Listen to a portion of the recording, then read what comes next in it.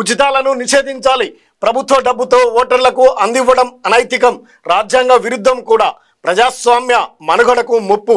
సుప్రీంకోర్టులో ప్రజా ప్రయోజన వాద్యం. ఇది చాలా ముఖ్యమైనటువంటి పిటిషన్ అన్న సిజేఐ. ఇక ఉచితాల పేరుతో ఓటును కొనుగోలు చేస్తున్నటువంటి పార్టీలకు చెక్ పెట్టాలని సుప్రీంకోర్టులో ప్రజావాద్యం కింద కేసును పిటిషన్ వేయడం జరిగింది. ఇది సిజే ఇదొక ఎంతో ముఖ్యమైనటువంటి వాదనగా స్వీకరించారు.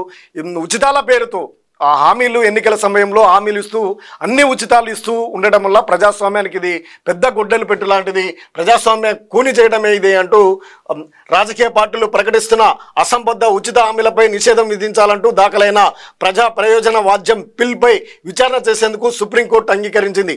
పిటిషన్ గురించి మేము మాట్లాడుకున్నాం. ఇది చాలా ముఖ్యమైన విషయం. దీన్ని రేపు జాబితాలో ప్రస్తావిస్తామని బుధవారం ప్రధాన న్యాయమూర్తి జస్టిస్ డివై చంద్రచూడ్ నేతృత్వంలోని త్రిసభ్య ధర్మాసనం పేర్కొన్నది. వచ్చే నెల 19 నుంచి సార్వత్రిక ఎన్నికలు ప్రారంభం కానున్న నేపథ్యంలో ఈ పిల్ను న్యాయస్థానం విచారణకు స్వీకరించడం ప్రాధాన్యత సంతరించుకుంది. పిల్లో న్యాయవాది అశ్విన్ ఉపాధ్యాయ్ రాజకీయ లబ్ధి పొందేందుకు ప్రకటించే ఉచిత హామీలపై నిషేధం విధించాలని కోరారు. ఉచితాలు రాజ్యాంగ విరుద్ధమని వీటిని నిరోధించేందుకు చర్యలు తీసుకునేలా ఎన్నికల సంఘాన్ని ఆదేశించాలని అభ్యర్థించారు.